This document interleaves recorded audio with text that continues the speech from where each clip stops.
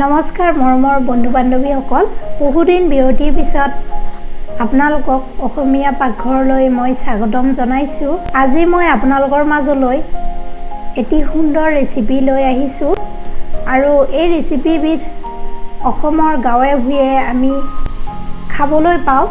এই ৰেচিপিটো হৈছে বকফুলৰ ৰেচিপি। অসমৰ গাঁৱে ভূঞে বা বজাৰত আমি এই ফুলবিধ দেখিবলৈ পাওঁ।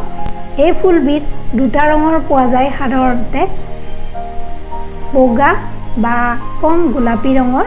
বহুতে মোক ফোন কৰি কৈ আছিলে যে তুমি বকফুলৰ ৰেচিপিটো বনাই দিবাচোন। গতিকে মই আপোনালোকক আজি এই বকফুলৰ ৰেচিপি কেনেকৈ বনাই দেখুৱাম, আহক। ইয়াৰ বাবে মই গোলাপী ৰঙৰ বকফুল কেইপাহমান লৈ লৈছোঁ। এই বকফুল কেইপাহৰ গাইনচিয়াম অৰ্থাৎ পৰাগৰেণুৰ দণ্ডবোৰ এনেদৰে আমি গুচাই ল'ম। মই প্ৰতিটো ফুলৰে এনেদৰে গুচাই লৈছোঁ, কাৰণ এই গাইনচিয়ামডাল তিতা হয় আৰু খাবলৈ তিতা লাগিব পাৰে।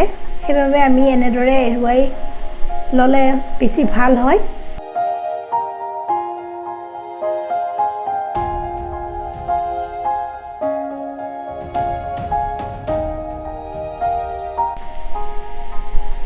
এতিয়া মই এটা সৰু বাউলত বেচন একাপ লৈ লৈছোঁ। ইয়াত মই জিৰা গুড়ি, সোৱাদ অনুসৰি নিমখ, হালধি আৰু কাশ্মীৰী জ্বলা গুড়ি এড কৰিছোঁ আৰু সুন্দৰভাৱে ইয়াক মই পেষ্ট এটা তৈয়াৰ কৰি লৈছোঁ। কেৰাহী এটাত তেল গৰম হ'বলৈ দিছোঁ আৰু বকফুল কেইপাহ সেই মিশ্ৰণটোত মই এনেদৰে তিয়াই লৈছোঁ।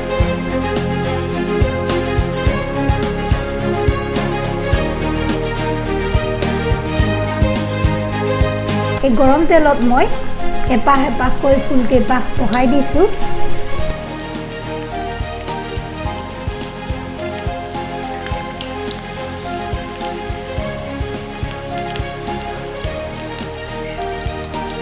ৰঙা ৰঙৰ ৰং আহিলে আপোনালোকে জানিব যে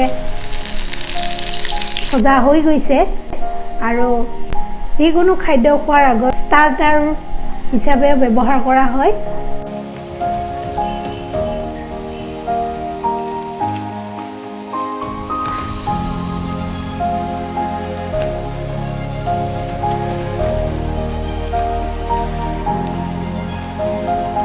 মোৰ ভিডিঅ'টি চাই কেনে পালে জনাবলৈ নাপাহৰিব কমেণ্ট বক্সত।